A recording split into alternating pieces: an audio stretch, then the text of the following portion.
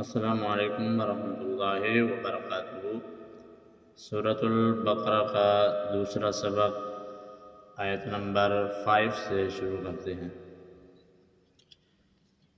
अऊज़ु बिल्लाहि मिनश शैतानिर रजीम।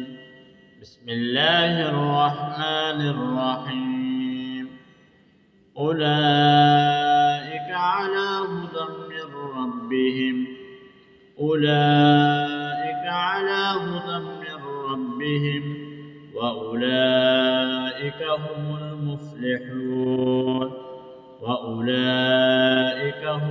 मुफ्लिहून। उलाइका अला हुदम मिर रब्बिहिम व उलाइका हुमुल मुफ्लिहून। इन्नल्लज़ीना कफ़रू सवाउन अलैहिम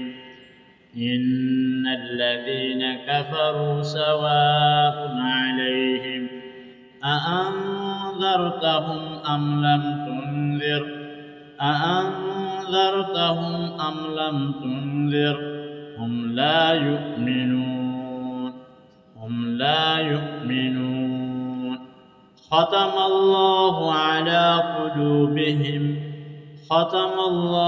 अला क़ुलूबिहिम व अला समअहिम व अला अबसारिहिम ग़िशावतुन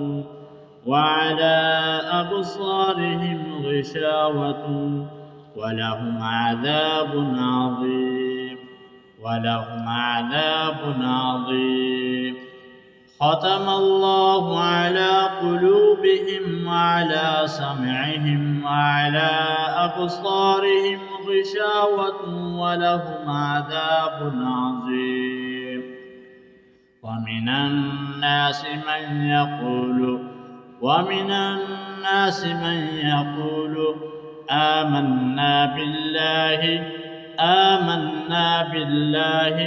وباليوم الآخر وما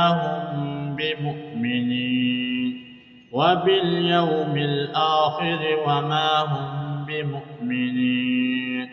ومن الناس من يقول آمنا بالله وباليوم الآخر وما هم بمؤمنين. يخادعون الله والذين آمنوا وما يخدعون إلا أنفسهم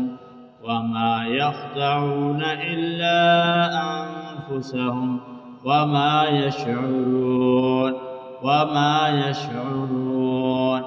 يخادعون الله والذين آمنوا وما يخدعون إلا أنفسهم وما يشعرون.